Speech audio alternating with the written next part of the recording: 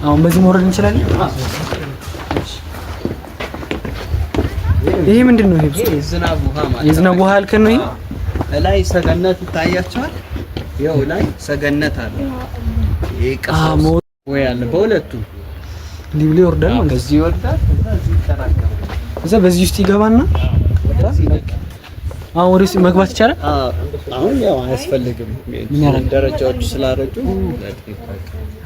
ዘን ውሃው በዛኝ ይወጣና ቅድም ያየ ነው የገላ መታጠቢያ ስቲም ባዞ የለም ለዛ ይጠቀማል። በጣም ሰፊ 50 ካሬ ነው ይዛው። ይሄ ደግሞ ሰፊ ለፊት የአጼ ፋሲል ልጅ የሆነ የአላፍ ሰገድ ጻድቁ ዮሐንስ ቤተ መጻሕፍት ማንበብና መጻፍ ይወዱ ስለነበር ለስማቸው ማስታወሻ ያስል ቤተ መጻሕፍት አሰርተዋል። ደግ ንጉስ ናቸው። አጋሰስ አህያ ከአቅሙ በላይ እንዳይጫን ደሮ ተዘቅዝቆ እንዳይያዝ እስከ ኃይለ ሥላሴ ድረስ ደሮ እግሩን ይዞ ዘቅዝቆ መሄድ አይቻልም፣ አዋጅ ክልክል ነው ነበር። እንግዲህ ደግ ነገስታት ናቸው። ለሰው ብቻ ሳይሆን ለእንስሳ የሚያዝኑ። አጋሰስ አህያ ከአቅሙ በላይ የቆሰለ አህያ እንዳይጫን አሁን ከአቅም በላይ ተጭኖ ታያላችሁ አይደል? እንስሳ ግን በጥንት የኢትዮጵያ ነገስታት ግን ክልክል ነው። ወደዚህኛው ምንድነው አይደል?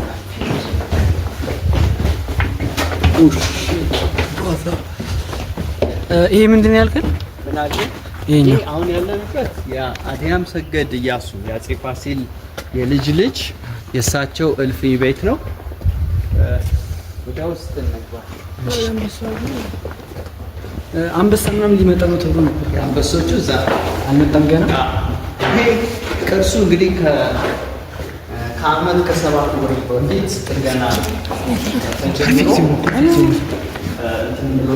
ይሄ ከዚህ በፊት ቅርሱ የነበረበት ሁኔታ ከመጠገን በፊት ልክ እንደዚህ ነው ነበር።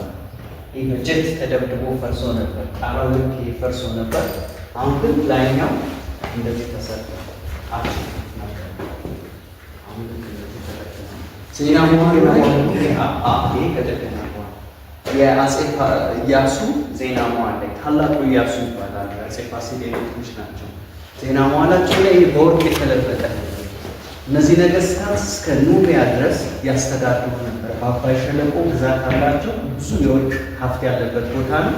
ያን የወርቅ ሀብት የወርቅ ንብረት ቤተ መንግስታቸውን በወርቅ ያሳምሩ ነበር። እዚህ ጋር ስትመጡ የፍቅረኛሞች መስኮት ይኖራል።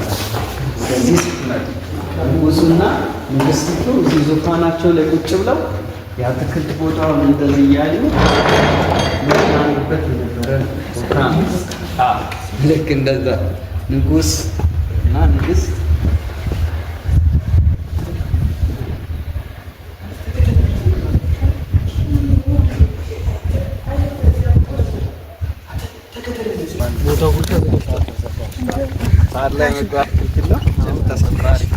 ኤሌክትሪክ ፖል ነች።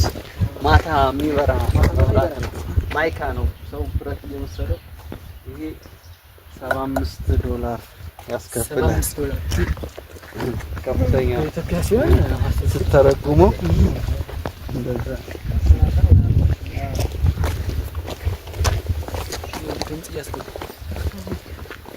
እዚህ ብዙ መድኃኒትነት ያላቸው እጽዋት ይገኛሉ።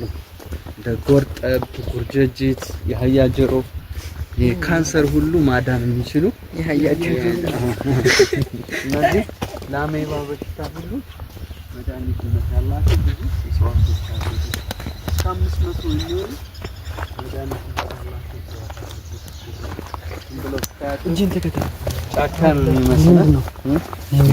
ይሄ እንባጮ አሁን ይሄ በተለይ ስታርቺ ባህሪ ያለው ይጣፍጣል። እንትኑን ቆርጠ ቅልጥሙን ቆርጠ በጣም ስዊት ነገር። ስንት አይነት እጽዋት እንግዲህ እስከ 500 የሚሆኑ መድኃኒቶች አሉ እዚህ ግቢ ውስጥ እኛም ማናውቃቸው ግን ሊቃውንት የሚናገሩት ማለት ነው።